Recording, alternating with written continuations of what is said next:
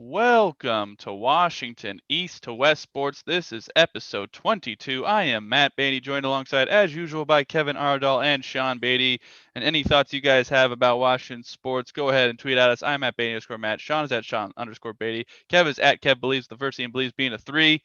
Go ahead and smash that subscribe button on YouTube. Follow us on the Eli Network. Just, let us know what you think about what's going on in Washington sports. There's a decent amount going on right now. So, you know what, guys? We're not going to actually start with Washington centric. We're going to start a little bit general, a little bit broader with the NFL.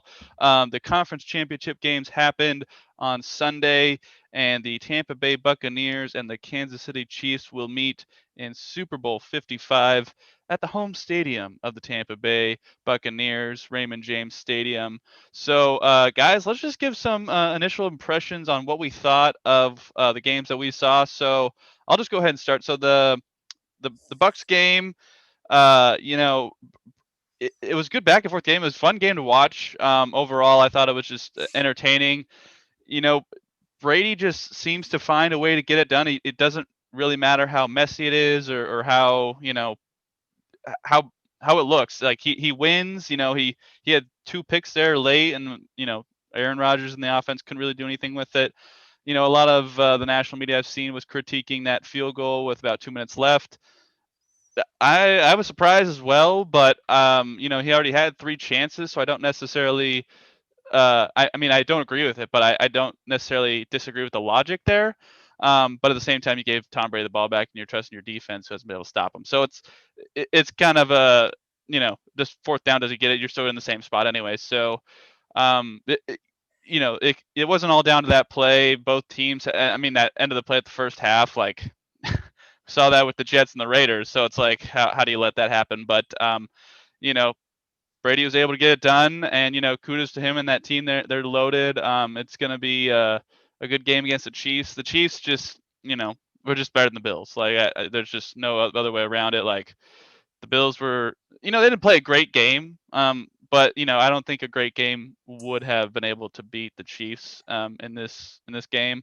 Mahomes was just too good. Their offense was clicking. They couldn't stop Tyreek Hill. They couldn't stop Travis Kelce, and that's pretty much what dooms every team that plays the Chiefs. So, um, you know, I've seen a lot on Twitter, the old goat versus the new goat. That's probably a fairly accurate comparison at this point with how well Mahomes' career started and how long and prosperous Brady's career has been. So, they played once this season. It was a good game. I hope it's another good game, and it'll be a hopefully good end to the 2020-2021 football season. Sean, what do you think? Pretty much the same. I think for the most part, it was kind of weird. I think the Packers were largely the better team, but they had their opportunities. I mean, you get 3 turnovers. It was just that they dug themselves a hole so early that those 3 turnovers, and then, like you said, not converting at the end there, really just they couldn't make up for so many early game mistakes with that team. I kind of agree with you too. Like, yes, the correct call probably is to go for it. But again, if they somehow get it, they still also have to get the 2-point conversion. So it wasn't like if he gets the 9 yards, it's tied. He then has to compete another play to do it.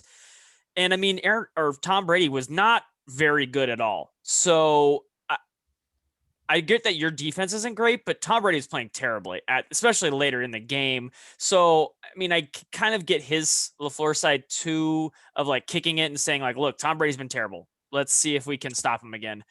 But again, it's Tom Brady in the fourth quarter of a playoff game. You took your life in your own hands doing that. I think if your guy is Aaron Rodgers, you kind of got to roll with Aaron Rodgers at that point. He got you there. You gotta give him a shot. The other game, like you said, there was not much to talk about. The Chiefs. I thought it was pretty funny. People were like, "Oh my gosh, it's 9-0. It's gonna happen," and they were playing sloppy. And the Tyreek Hill dropped a 50-yard pass that was gonna go, and their Chiefs were probably gonna score in the first drive, and then they just took over. It was a different class of teams, which is crazy to say in an AFC Championship game, but that's what Kansas City is playing like right now, and Tampa Bay is going to need some help. I'm just going to put it that way. They need to play a lot better than they played in this playoffs to stand a chance. Kevin, what do you think? Yeah, for the first game, there's a couple things. One, Aaron Rodgers does have to take a little bit of credit. That's not on all LaFleur because one, on that third down before the field goal, that boy could have ran it in, and he has the wheels to do it. That's close, true, Kevin. That's true. close. I think he would have had it. There. I think he would have had it. I think he gets close, but I don't know. But either way, that's better than throwing the incomplete. Absolutely. Yes, But Kevin's correct there. 4th and 1. Like exactly. If 4th and 1, maybe 4th and 2. Yeah. Like get in there. Like yes. there's no like you're literally playing to go to a Super Bowl. This is not like week 1 at NFL. Get your button at it. Like you need to dig, fight, and claw. I don't care if you're 38. Get your butt. Yeah, I was gonna say he ain't young buck anymore. I know, but like it's either you get in there or you're done, and then they're done because you didn't get in. Yeah. Also the same thing too. Like you had 3 turnovers, and on 2 of them you did nothing with it. You went 3 and out with it. Yeah. Like you're Aaron Rodgers. Like I get that. Now I give respect to Tampa Bay's defense. They were balling out. Like that huge fumble on Aaron Jones was crazy, even though it hurt Whitehead in the process. But they were balling. Like that's a tough defense, and Aaron Rodgers didn't like him the first time around, week 5, week 6, whatever it was, and he wasn't liking him then either, which it's kind of weird because, like I said, Tom Brady was nowhere near his A game, with 3 picks and just not really looking good. So a lot of it is on Aaron Rodgers, a lot of it's play calling, like. And at the same time, too, like Aaron Rodgers, like on that one series where you go to Devontae Adams 3 times, it's like, bro, like they're covering him. I get Devontae Adams is a special receiver, but like they dropped the first one. You might have to like look elsewhere too. Like you have other receivers that aren't bad. They're not great, but they're not bad.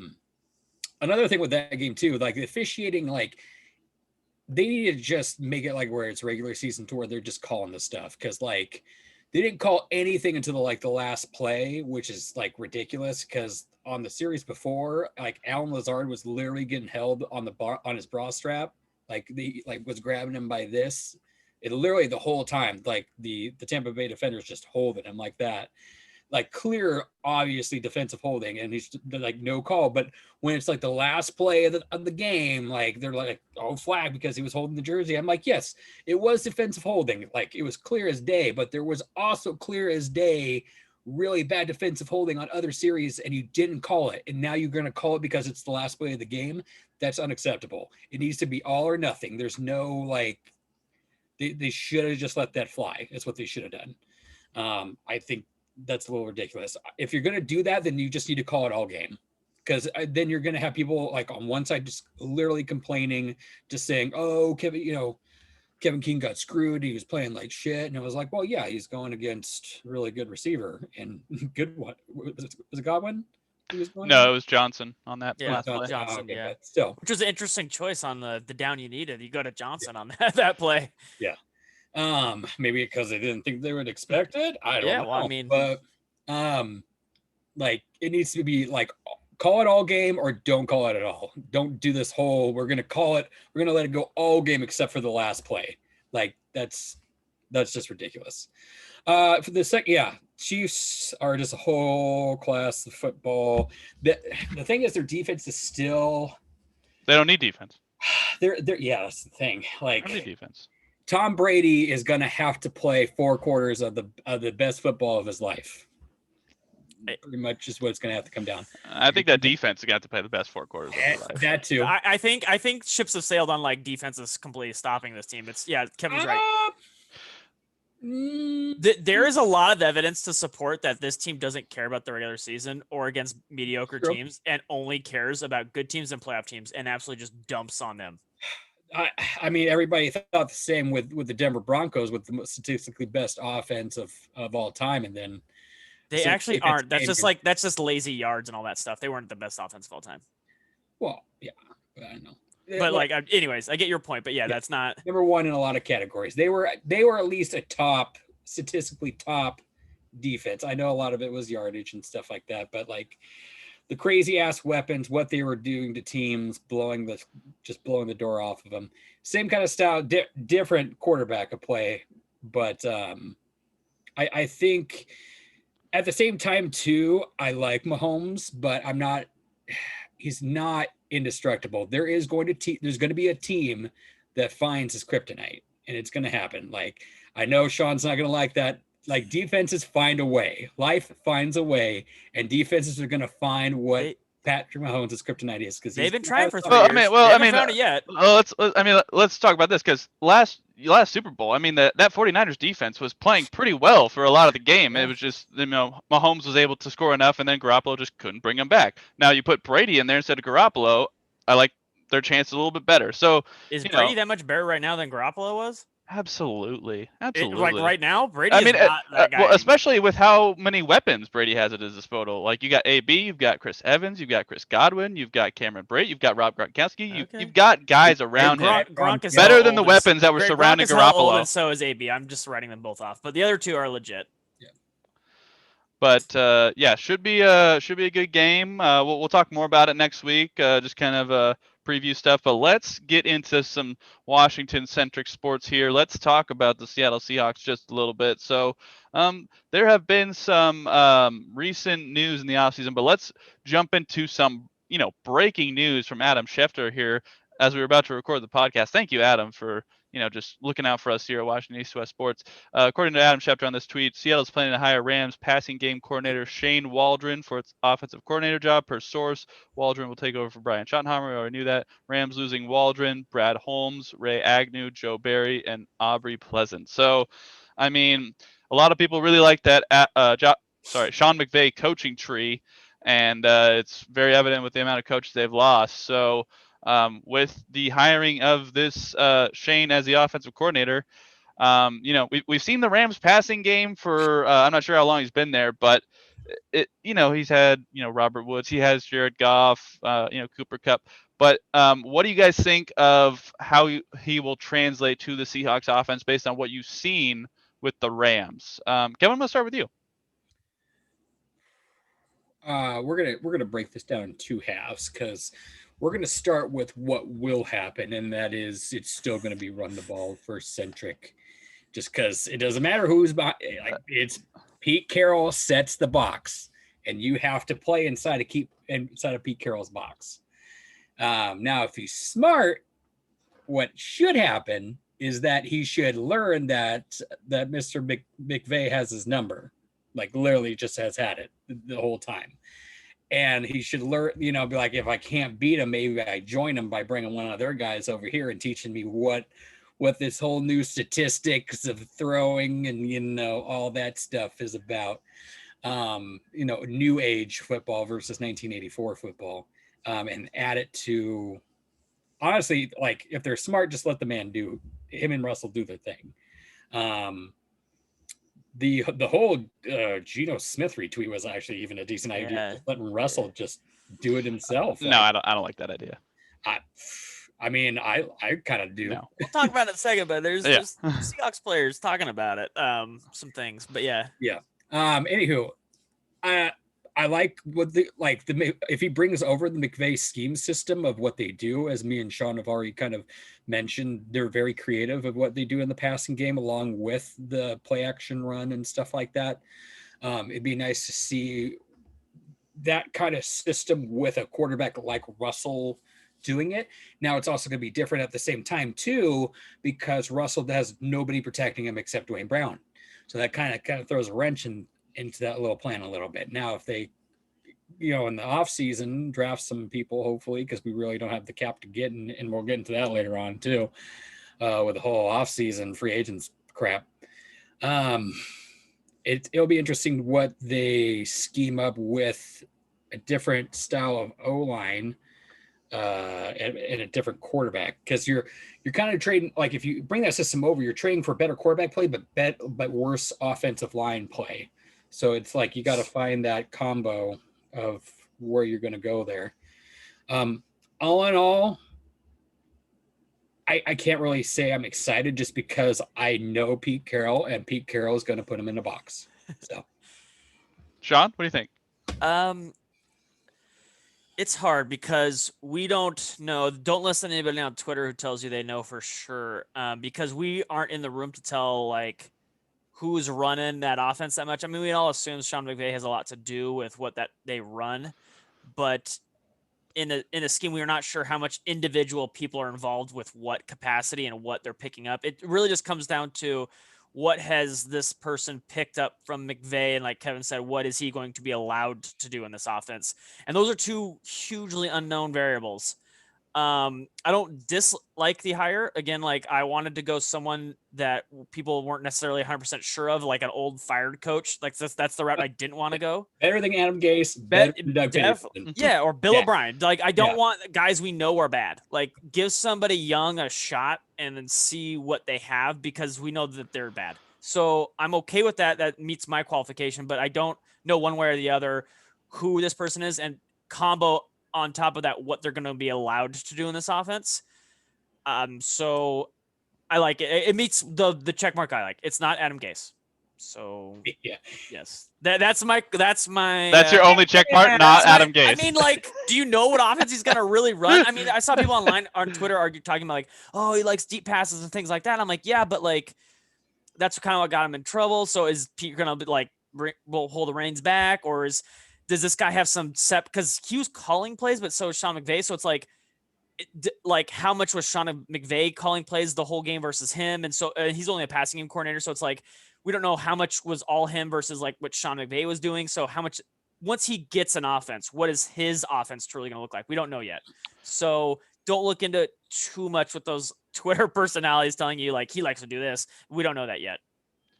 I just looked him up real quick, and for 2017 he was the tight ends coach for the Rams. 2018 he was the passing game coordinator. He's been that through the last 3 years. He was the quarterbacks coach as well in 2019. So he comes in with, I don't think Sean McVay would, give him this opportunity, give him the chances that he has if he didn't see something in him. So I do like what they did here. The Rams have kind of had their number, like Kevin has said. So going to the Rams and taking a guy away from them, I definitely like that move. Now, this, hiring a passing game coordinator. Now, look, obviously we don't know what's going to happen, but I feel like this is kind of opening the door a little bit to allow Pete to let off the reins, because Russ had an influence in this say. You were talking about Russ as the offensive coordinator. There is a lot of work that goes into a playbook and that sort of thing. And Russ needs to focus what's on the field rather than, the type of plays that you need to set up and call and put together a playbook. Like I want him more doing things on the field, reading things on the field rather than creating a playbook and, disseminating that information to everybody. He needs to be involved in that, though. He does need to be involved in the playbook, but he doesn't need to create the playbook. He needs to one that operates and runs the playbook. He needs to execute the playbook. So I don't, obviously I'm sure he has the freedom to audible at the line a little bit. So I'm sure he does a little bit, because I'm sure he does a little bit, but we're not sure how much he actually has. He's not Peyton Manning and audibling every couple plays or something like that. True, absolutely. But I think this is a good hire because when you hear passing game coordinator, that to me signals that maybe the tide is turning a little bit in the favor of letting the reins go. Now, I hope you're right. I know. I hope I'm right too. Now, do I know that with any certainty? Absolutely not. But I was more expecting, if he wanted to go with his old school style, he would hire a run game coordinator or one of those old guys that were fired. Yeah, you're correct in that. He would have hired Lynn if he wanted to run the football. So I think this might be a signal of what is to come, but we will have no idea until August. So overall, I think it's a good idea. I think it's a good hire, and we'll see how it plays out overall. So I want to propose a question to you, boy, real quick. How much of you, just based off what Matt's theory is, if this is true, how much of this is Russell Wilson saying, Pete, you either get this guy and we switch your stuff, or when my contract's done, I'm out? Go ahead, Matthew. I think it's starting to be a little bit of the pressure getting to Pete.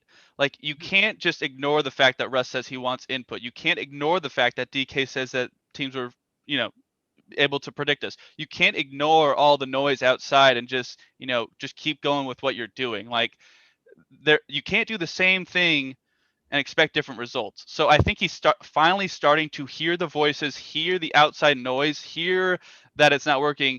And I think he's trying to change, because I think he understands that the talent that is still there, as long as you put some other pieces around it, can compete for championships, for NFC championships, given the ability to run the offense in a way that is not as ancient. It's shown. So Twitter has gone, like, to answer your question, Kevin, Twitter has gone to like a very interesting place of like, now all of a sudden Russell's height has become an issue.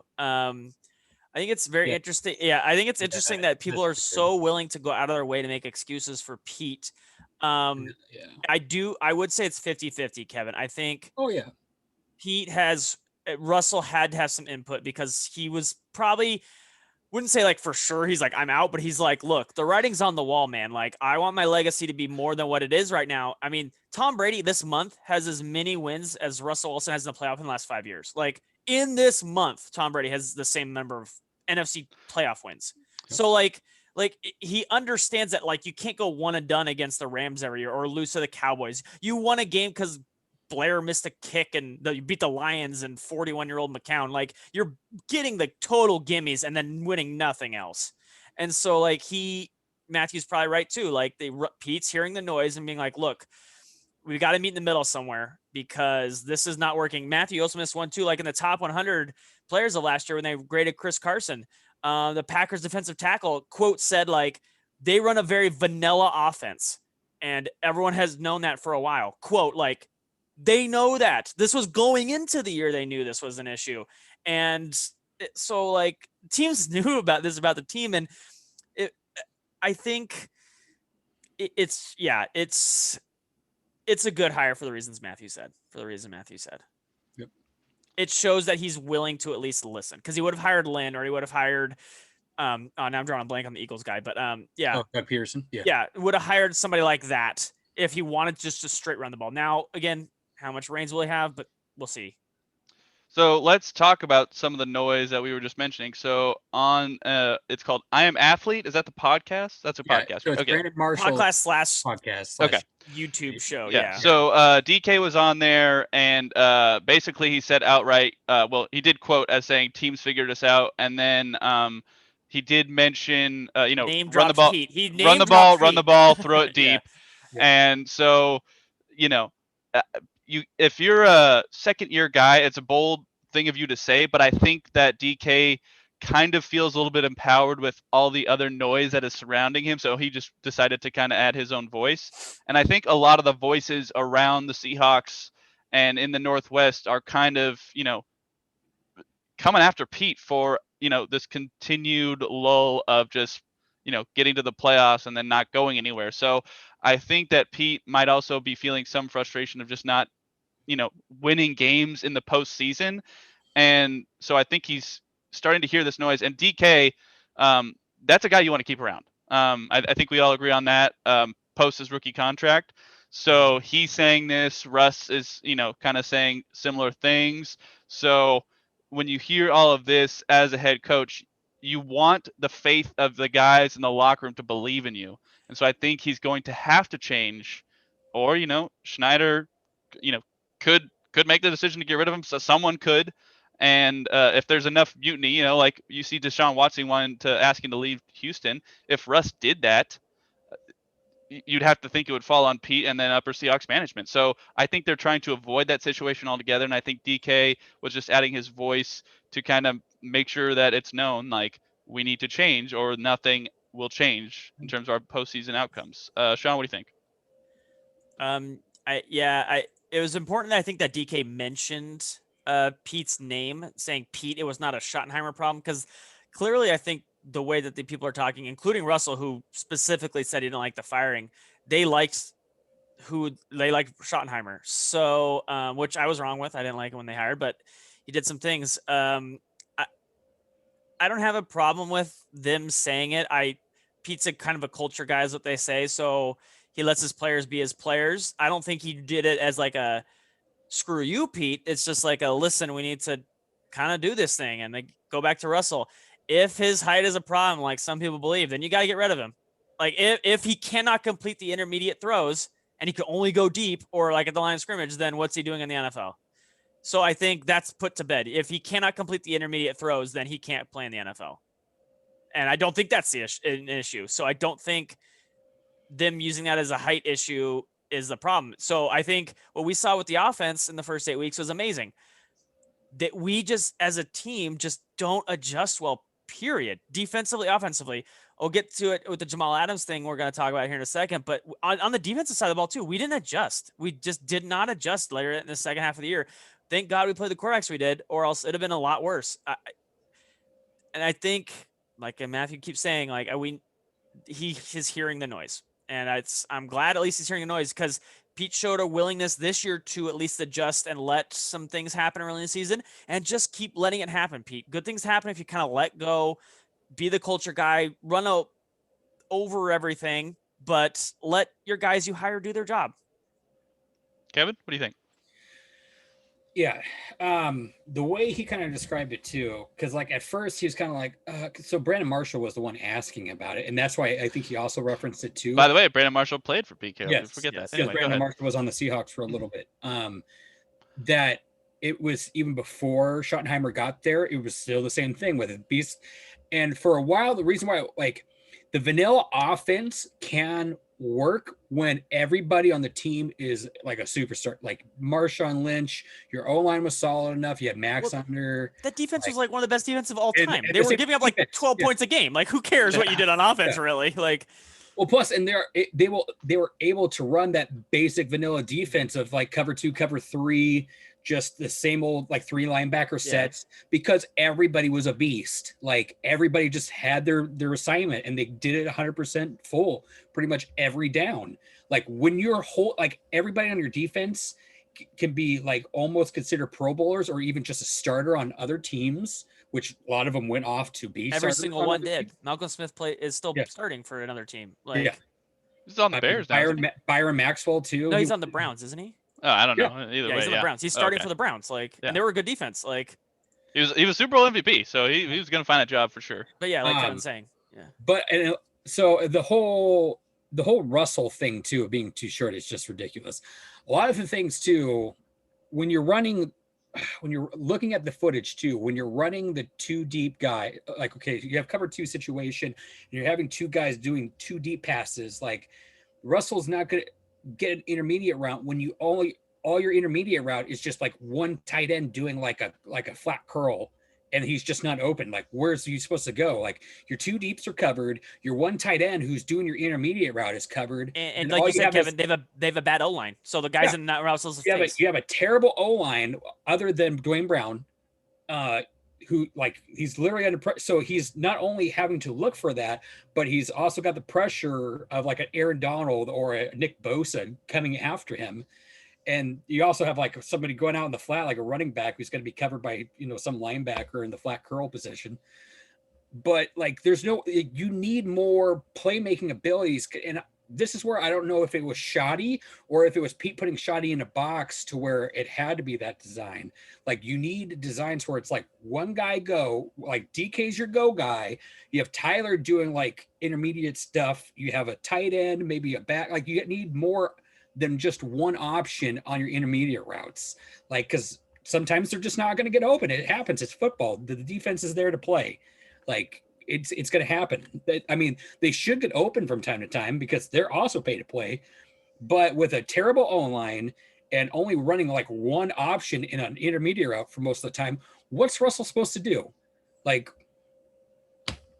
and then people are just saying, "Oh, it's his height." Watch film, people. Like, literally, there's nothing there, and a lot of it too is Russell, because a lot of times he's just looking for that. Like as we already mentioned, he needs to go through his progressions a little bit quicker, especially since he knows his O-line is bad. Like, trust those feet, man. Run. Yeah, like, and sometimes at the same time too, he's got to trust that shot. He's got to trust DK to use that big boy body and throw up that 50-50 ball for him to just go get it. Like, if you don't think you have time to go to your second progression and you think DK's got that 50-50 ball chance, do it, or else throw the freaking ball out. That too. Like, stop taking sacks, throw the ball out, Russell. It's just a whole lot of stuff. You can't just say it's his height, though. The height thing is just silly. For context, someone said that he is not taller than any of his O-linemen, so he's short. I looked it up, and Mahomes has never been taller than any of his linemen since he's been in the NFL. He's never been taller than one. Drew Brees is 1 inch taller than him, and that's literally all Drew Brees does. Yeah. Is I mean, intermediate. Kyler Murray's short. I mean, the Every short thing is ridiculous. Matt yeah. Hasselbeck said when he was drafted that every quarterback, including him, throws through windows and has for years because the Yeah. O-line is on average 3 inches taller than the average quarterback. Yeah. They're all taller than you. That's why all of them just have how it developed works. like the The sidearm, around the guy throw. But yeah. like, Unless but it's that's like that Cam you Newton, who's 6'5". That's it. Like even then, like Yeah. again, there's 3 Kansas City Chiefs that would still be taller than him. Like linemen, like it's just that linemen are big. They're 6'7", 6'6". They're Like, there that's to just how it- block the big men Yeah, coming they're after you. they're there to block 300-pound Aaron Donald. They're gonna be big. Like Yeah. everyone throws through windows. That's how it works in the NFL. It's literally just 12th man not watching film, not knowing what the hell's going on. So they're just going to weird stereotypes that they've heard from years ago Yep. and saying, "Oh, that's that." And Russell was supposed to have killed those, and now we're back where Yeah. we are. Like, It's how 8 did years Russell later, and you're fail? bringing up old stuff that he has just murdered into the ground. Like, How did we get back here? like 12th man, watch film. Just watch film. Go to Game Pass, watch film. I'm not even gonna address the short thing. That's ridiculous. But I will. It's growing on Twitter. That's why I had to bring it up. Whatever. Twitter's ridiculous. Anyway, so the one last comment about the DK thing. I think he also said this because I think he knows that he is slowly proving that if the Seahawks don't re-sign him, he's going to get a major contract wherever. yeah. So I think he feels a little bit more freedom to say these sorts of things as well. One thing I was going to bring up that he did mention that I think Sean will like a lot too, and I was actually happily surprised that he said this too, because they're going around, because it was Justin Jefferson was in the room, and then a WNBA player. They're like, what advice do you have to people coming into the league and stuff like that? And DK's advice was, don't let the being in the league be the top of the mountain. And which I was like, oh, he's like, my goal is to get a gold jacket and get into Canton. And I was like, I'm like, good, don't settle for that. Like, you should be trying to improve and better and better. So that like encouraged me that he's going to keep working on some stuff. Still scares me though that because with that it means rings, and if it stays status quo, I don't see rings, and so like I'm like, you need to like get these guys some rings and give them give them a legit shot. Like that's all I ask. Just give them a legit shot and let them do their thing. Yeah, I mean, you had 2 receivers with over 1,000 yards and 10 touchdowns for DK out. I forgot how many that Tyler had, but like you have 2 beast receivers, and you have you had a Pro Bowl tight end. I think I'm still in on Parkinson. I think he can play. Disley's shown that he can play. Yeah. Bring in Ursua. He's a beast. Let the man The play. advanced metrics say that they're both top 13 wide receivers in the league. Yeah. Tyler and DK. They're just monsters. So you cannot tell me you're not scoring points with those two on the field. Yeah, It's just like happen. stop with this run stuff. Go to your weapons that have proven to you that they can do it. Just because you have one bad game against the Bills doesn't mean it doesn't work. Like, you just learn from the mistakes that you made in the Bills game and adjust instead of just going to the run game. Yep. All right. We will take a quick break, and we are going to come back and talk about the Seattle Seahawks free agents right after this. And welcome back. If you're watching on the Eli Network, you just saw some commercials. If you're watching on YouTube, you didn't see anything. You're right back here with us. Let's talk about the Seahawks free agents here. So, I have a list from Bob Condotta's Seattle Times story. Condotta. About the upcoming free agents for the Seattle Seahawks, as well as the restricted free agents. So I'm just going to go down the list, and I want to hear from you guys. Maybe a brief explanation, but we'll keep it short. You don't got to go through all of them. There's a lot of them. We could just say, do not sign for the right price. Oh, okay. We'll must sign. Rapid fire. Okay. Yeah. Okay. All right. So, start at the top of the list here. Chris Carson. I'm going to say do not sign. That I hate to say it because he's been a great running back. I don't think the price is going to be where we can afford it. So I would say do not sign. Sean? I'll say for the right price, because that's exactly what you basically just turned that into. He's not going to sign for it. I will say $3 million or less, and he's not going to sign that. So for the right price. Kevin? Same. Like, I mean, I have his jury. I love what Chris Carson does. I loved when we got him in the draft because I loved his college tape. He's a beast. I love his running style. But yeah, we just can't, like, especially since you drafted Penny in the first round, you got to give Penny a chance, and then just to save money, especially with the draft cap where it's, going down and stuff like that. You can't. Yeah. Next on the list, linebacker KJ Wright. For me, I would say a must sign. I think him and Bobby in the middle of that defense is vital to that defense, even being decent. So I would say absolutely must sign. Sean, what do you think? Man, how old is KJ? He's 32. gonna be 32, I think. I agree with Matthew. I say must sign. Now, all my must signs are like within reason. I'm not saying make Absolutely KJ not. the highest paid guy, but like, yeah, absolutely must sign. 2 years, 15 Yeah. mil. I think that's fairly Yeah. reasonable, and I I was think KJ like- would take I- that. Yeah. I was I'll about even to go say, close to like top 10 linebacker because he was that good. Like he was an absolute monster. So yeah, must sign. I was about to say, sign him to a 2-year deal. Yep. Yep. That's what he Good. signed last time. Yeah. So. Yep. Because at the same time, too, like you drafted BBK, you drafted. But he was so good. Like he was Yeah. just so good. At some time down the road too, you got to let you got to see what you got in the draft as well. But the way KJ played, there's no way you can't sign him. Like you said, unlike you said with Carson, where a position could be relevant or not, KJ is good at an important position, and it's hard to let that guy walk. Like if Chris Carson did had the impact of what KJ had all year, then I would say yes. But there's just KJ's impact on what the defensive side of the ball did was just significant. Was way more significant. So we'll go faster now. Go ahead. Cornerback Shaquille Griffin, I would say at the right price. I think he's going to try and ask top tier cornerback money.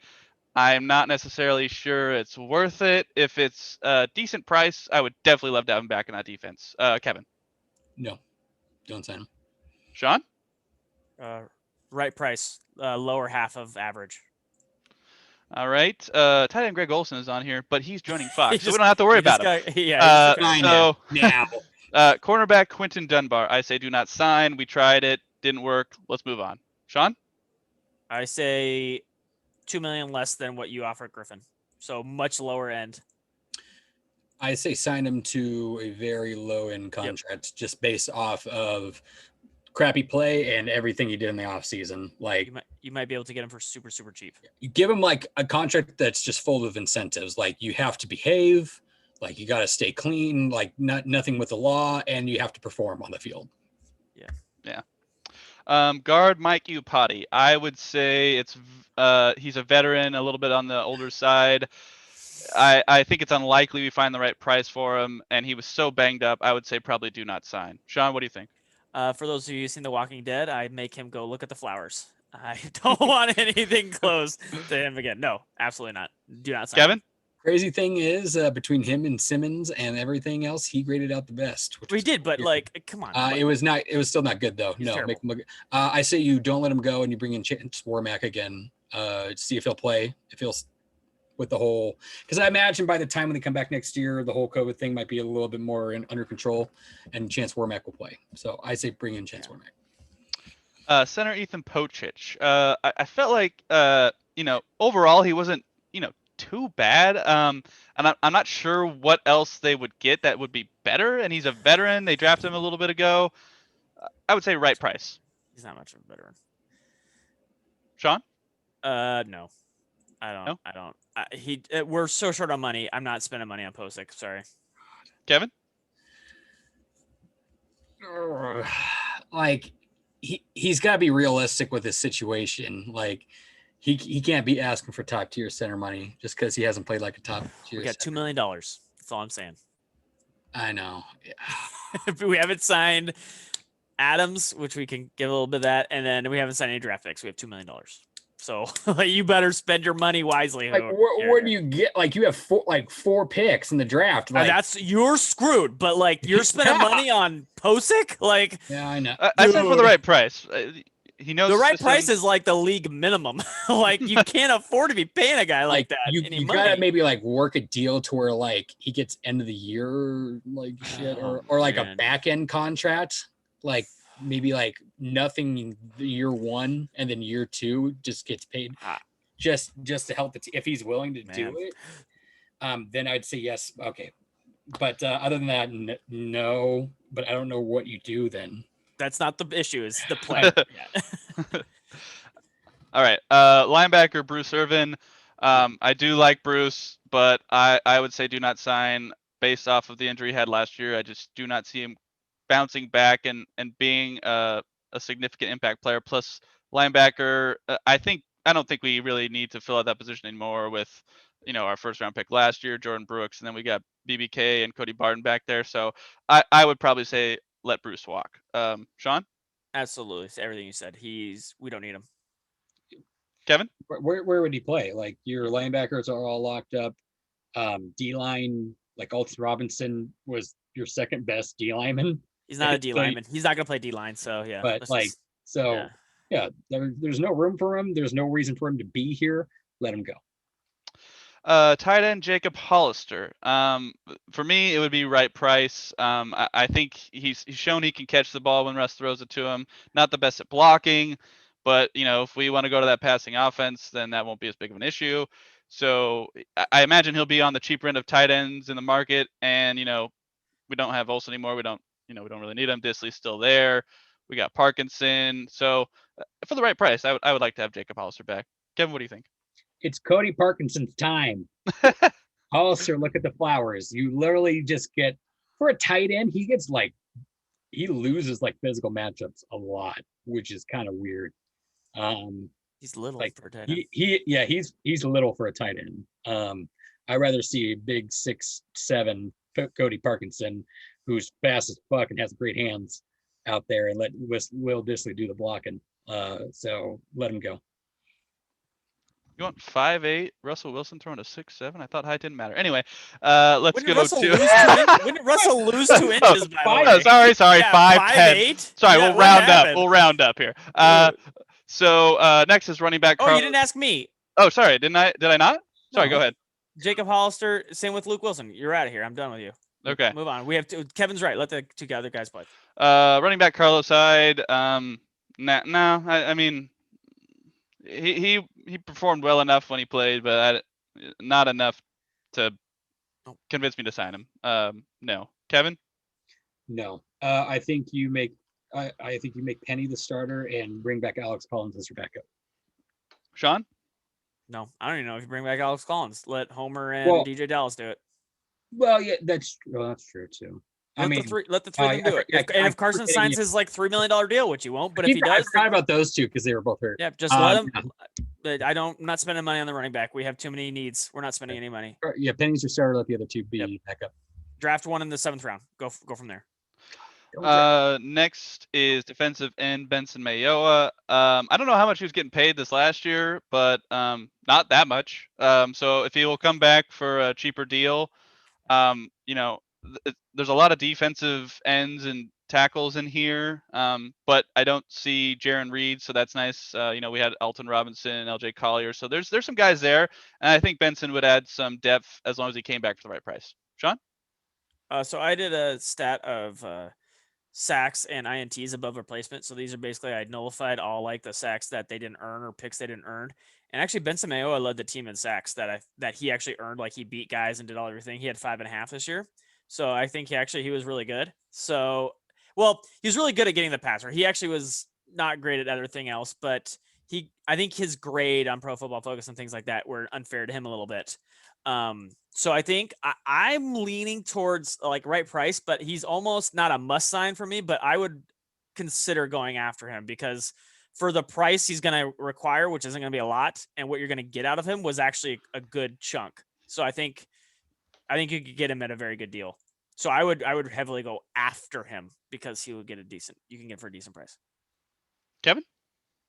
To add on to what Sean was saying too, he also had a lot of plays. A handful of plays where like he went after the quarterback's arm to try to swat the ball out, which was really nice. Like more defensive linemen should try that instead of like this. Like if you can't get to the sack, go for the swat. Do what? Oh my God, I'm totally blanking on his name. Not Bennett, but the other one. Averill, Cliff Averill, pretty much did like make a career out of just knocking that ball out of their hand. Because it honestly kind of does the same thing and actually can get you a turnover. So right price. It's just with the lack of money. See it, but for the most part, as long as the only thing on him is the health. Like unfortunately, he missed some games. So, but if he comes back cheap, I'll take it. Next is quarterback Geno Smith. Backup quarterback. It does matter in this league because Russ has been durable, but at the same time, you can't necessarily count on that.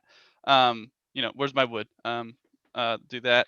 But I am kind of leaning towards let him walk because he's been in the league for a while. I think he'll probably garner a couple mil. I think you maybe just draft a quarterback late for the league minimum and just let him sit there and absorb the system and see what they do. I don't think Geno Smith is a key component of the team, so I would probably say let him walk. Sean? No, we're drafting running back late. No, you let Geno walk. There's no point. If he signs for the vet minimum, absolutely. But anything more than that, you let him walk and sign somebody else. We don't need him. Again, if Russell goes down, your season's over anyways, so who cares? 20-second tangent. We have four picks. We're trading down. We're trading down. We're not landing up with 4. Like, get a running back in undrafted free agency. Like, we found Scarborough there. We found we found Pope. We found plenty of good running backs. Who is the guy that almost took over for that out of Central Michigan? I know we found Chris Carson in the 7th round. It was weird. I mean, I don't think I'm not necessarily draft. Like, you could sign a guy off the street. Like, I don't think Geno's backs. No, Kevin's talking about running back. Sorry. Running back, there's some running back depth really late that you can get. Quarterback, who cares? The quarterback in the 7th round is a nothing. It'll always be a nothing. You can bring in like a excuse me, Tom Brady on line like 6th round. Well, I was saying like Alex McDougal or McGoogle, whatever the heck his name is, that we drafted in the 7th. But again, yeah, like Russell goes down, you're done anyways. Who cares what the backup there's quarterback plenty is? of undrafted quarterbacks, not necessarily, but undrafted free agent quarterbacks that you This can sign team, after the absolutely. draft to be the backup. Same with running backs too. Like, there's just so many needs on this team, and we have 5 picks. Well, 4 picks that we're going to turn into 5 or 6, but we still We'll turn into more than that. We'll trade way down a bunch. Oh God, I hope It's gonna happen, man. Nick It's Foles gonna at the Super Bowl is a backup. Yeah. Don't discount that position. Who? That much. Nick Foles. Everybody gets lucky once in a while.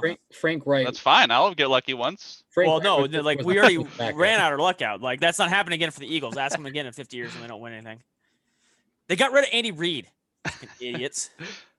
All right. Let's move on to the next one. Offensive lineman Cedric Ogbuehi. Ogbuehi.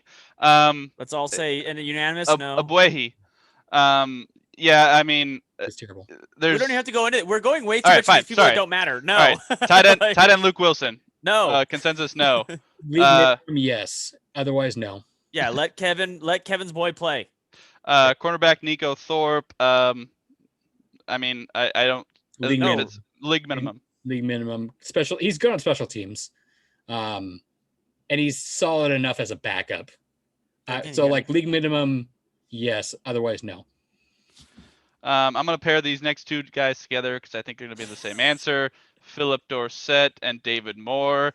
I've been on the Moore train this season, but I don't. No. He's not gonna be worth the Both price. Done. Okay, so Ursua time. It's Ursua time. Anybody, I'll take Swain. Just let playing stop hard. Playing. Yeah, like you had 3. More. Like David, I will defend you to these people, but I think John Ursua is a better receiver, and he's only played 1 game. Like he is like 28 though. I just realized like John Ursua is super old. Yeah. Fullback Nick Valor, he was a Pro Bowler this year. No, right we don't need price. fullbacks. It's 2021. So you got to fill out some special teams here. That's what he did. Let's sign him for a right price. It's gonna be find guys minuscule for that. It's special teams. It's gonna be minuscule. He knows the system. Right price. You could literally get a fullback undrafted free agent league minimum. No. Yes. No. Nothing. Like no. Never. Ever resign that fullback. Defensive end Brandon Jackson. No, I honestly had to look up his name. So he was okay. League minimum to like very small. But I say no. I let you Taylor and who's the other guy? Robinson. Yeah, they gotta play. And I already signed Benson in my situation. So, and we have Dunlap. Like you got Green. Yeah, he doesn't need to be. No, you still have Christmas too that we haven't even freaking seen yet. They've got They got Monet. You got Puna. Yeah. there's just no room. Well, maybe we'll get to that in a second. Yeah. Receiver Josh Gordon. I think we've tried this experiment and it just hasn't worked. It's time to let him go. It's time to let it go. Anybody Yeah, disagreement on that? No, I would love to sign him for a minimum, but I would. just don't see how until his suspension thing is whatever it is, you can't sign him. Oh, like say week 15, he gets let free again and he can sign. Hopefully, Then we sign can him. just coerce him in and be like, Yep. come play with Russell, please. Yep. We'll give you $2 million. Yep. Do it. Yeah. Safety Demarius Randall. I think that we don't need him You at can this throw point. Hill in this. You can throw Hill in this too. Yeah. Hill, bye-bye. Yeah. both With the guys. emergence of Ryan Neal, I don't think Players coming back. there. Yeah. Yeah. So I think you both let Yep. him walk. Defensive end Demontre Moore would be one I would say for the right price, and then the other one Jonathan Bullard. I would say walk. They're both walking for me. All right. And then there are 4 restricted free agents. So that means we would have to, match an offer if another team offered to them. Linebacker Shaquem Griffin. Nope. I mean, he's not going to cost much. So I don't see any reason to not bring him back just for a special teams fill out. Stop paying these special teams guys. Stop paying Sean, special teams. you aren't paying anybody. There's no one on special teams at this point. Like it doesn't matter. You have no money. Stop spending guys to play special teams. You don't have any money. You have to fill out those positions. No, you can get guys off the street to do that. You need to pay starters. You don't have money. All right, if the Seahawks give up the most kick returns in Who cares? 2021, What? Sean's The most fault. kick returns is 1? Who cares?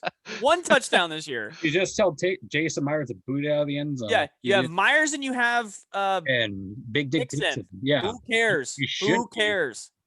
Yeah. All right, disregard special teams. Defensive tackle Puna Ford. I would say must sign. That's the one guy I'm absolutely saying you must sign that guy. Puna Ford. Yeah. Yes, Puna Ford. I think he'll be for the right price. I don't think No. he's going to garner top Puna tier defensive Ford. tackle money. So I think he'll probably be for the right price, and that's what I would say as well. Puna Ford, 3rd highest graded Seahawk defensive player the entire season behind Bobby and KJ. Top 10 defensive tackle in the league graded. Yeah. Dude was a monster. You Dude got was a like monster. you like literally this whole division is getting stronger at defensive line, and we're the weakest. Maybe kind of tied with Cardinals. It's just Chandler Jones is a beast.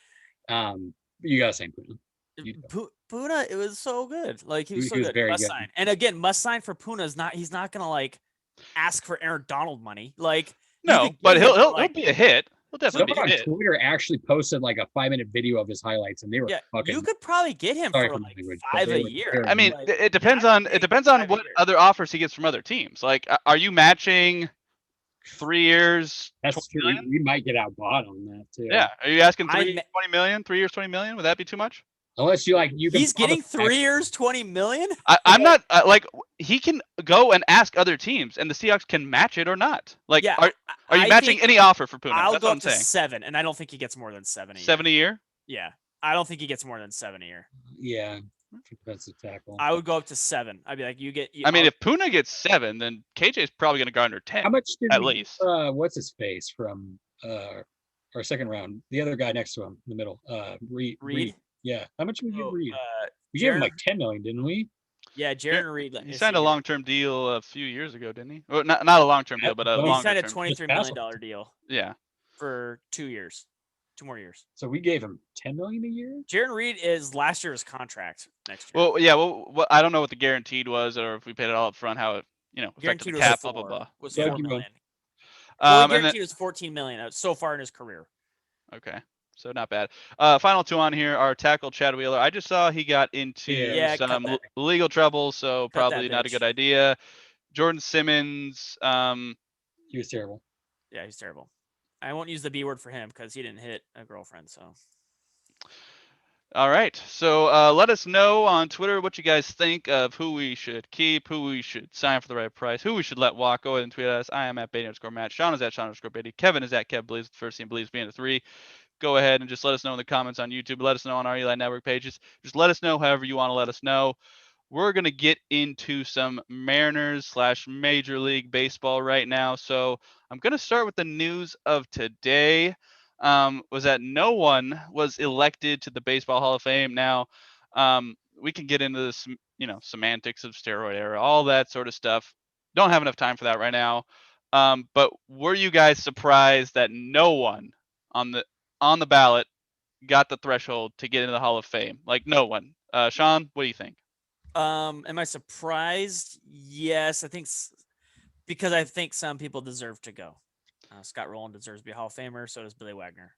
If no one else, I would be voting in Barry Bonds and Sammy Sosa because I don't care much about the steroids. But I would as well. But yeah, I thought Scott Rowland and Billy Wagner are absolute monsters, and they both need to go. And they didn't do steroids, so I don't know why they're not in. Scott Rowland 52% and Wagner 46% at this point. Kevin, what do you think? Yeah, it was a little shocking. I don't know the reason why they wouldn't either. Like, was it because of the shortened? I don't know. Like, it's that whole process is so weird to me. Like, it's had so many flaws, but like it needs to be cleaned up a little bit. Yeah, I mean, I would like to see Barry in there along with Sammy, even Mark. I think they'll all get in eventually. Yeah, eventually. Well, Barry's on his next year as well as Roger Clemens next year. They're on their last year to get in. Well, they can like get in with the veterans committees. Yes. Yeah, they'll get in too, to be honest. Yeah. He was still. He was even. Sorry, go ahead. Toronto before he was in New York too. So before like now, whether I don't know whether he was on it when he was in Toronto, but still, like he was still ridiculous. Yeah. I think Barry. I don't think it's looking good for his final shot. I think he'll get in through a veterans committee. Curt Schilling, he was a great player. I don't know if he's Hall of Fame worthy. We can have that discussion at some point. Yeah. But some of these guys on this list, like Todd Helton, Gary Sheffield, Andrew Jones, Jeff Kent, all good players. But I don't know what everyone's bar is for Hall of Fame. So that's a debate, I'm sure. But Roger Clemens and those guys in the steroid era, looks like they're kind of just shunning the steroid era, which it's everybody's opinion, but when the numbers are there and they were players that were just scary, I think they deserve at least some sort of recognition, but what that is, I'm not sure at this point. So let's get into a little bit of Mariners. So I just wanted to bring up this this free agent tracker. We're getting close to spring training, although there is some rumblings about maybe possibly delaying spring training because of Arizona Mayor's. We could get into that in just a second, but I do have an MLB free agent tracker ranked based off of ESPN's rankings, and I was just curious what you guys think what the Mariners should do, because if they can spend money, if they have the ability to sign free agents, what do you want the Mariners to go get? So Sean, I'm gonna start with you. Is there any free agent out there who you like that they would want to come to Seattle? We could sign them for the right price, and they would fit into what the Mariners' overall plan is. Sean, what do you think? There's a couple of pitchers that I would like. However, like Trevor Bauer wants to only sign like 1-year deals. So for the Mariners, it doesn't make a lot of sense since you're not competing this year. What I would say, and again, you don't know, we talked about this last week, you don't know what these kids are going to look like. Some are going to fail, some are going to succeed. You might even catch a guy that you're not sure, like a Kyle Seager, who's going to pan out that you weren't even banking on. And you don't have any of the young kids up really, except for one who won Rookie of the Year. Like, you don't know what they're going to look like. So don't fill a need for 5 or 4 years when you could have a guy who's even better waiting in the wings. So I would say if you're going to sign somebody who wants like a Taijuan Walker, like you did last year, somebody who's playing for a shot at another team, but just is basically getting a shot on your team. Sign a guy that you could trade. So you could sign like a Tanaka or somebody like that. Maybe a Paxton again, somebody like that, Odorizzi, somebody that you could trade, a pitcher that you could trade at the deadline for anything. That's it. Kevin, what do you think? I'm kind of going through my list here.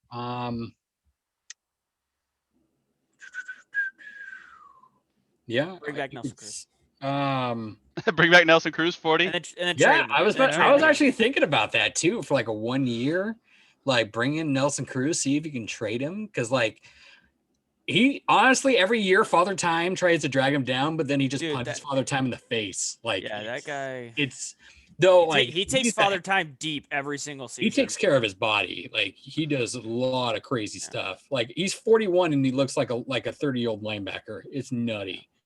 I was looking here, like maybe like Robbie Ray. Wouldn't be opposed to calling Robbie Ray is the number 2 in Toronto. Oh, did he get signed? Oh, okay. Sorry, some of these are not updated because like they still have Springer on here and Real Muto, who just got signed yesterday, I think. Simeon just got signed today. Oh, did he? Toronto. Oh, to Toronto. Oh my God, Toronto's loading up. Yeah, but we can get into that. Toronto, they don't have any pitching. That's how you're gonna trade it Toronto again. They got what's his face from the Dodgers last year. Ryu? Yeah, they got one guy who gets hurt every year, and then their number 2 is Robbie Ray, whose ERA was 7 last year. Like, congratulations.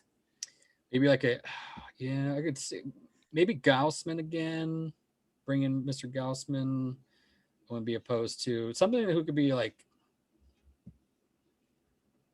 Honestly, I'm kind of looking at. I would just say bring in Cruz. That'd be bring him in as your DH. I mean, because you don't have Vogelbach anymore, so like, who are you gonna put in as your DH? Really? Yeah, but like, like I think we both agree, like somebody that you could trade. Yeah, like is kind of. I would say any pitching that you can bring in just to see what you got, because you can never have too much pitching. And Safeco always helps out the pitchers you want to trade because you play such a big ballpark that it will help the numbers be dragged down because it's a big ballpark. Yeah. Yeah. So I mean, any pitchers they want to sign, I think would be a good idea. And then just kind of sort it out throughout the season. I know I read a report that they're trying to go 6 starting pitchers. Yep. So can I talk about that actually real quick? I think the Mariners did that last year because they didn't know who they were going to play. I think that's a good idea, but I also think that other teams are going to do that this year because there's a lot of speculation about like pitchers they didn't get all their innings in last year, so they don't want them to get hurt. So they want to like run. A lot of teams are going to run 6-man rotations because their guys didn't do 200 innings last year, and that's kind of why they're doing it.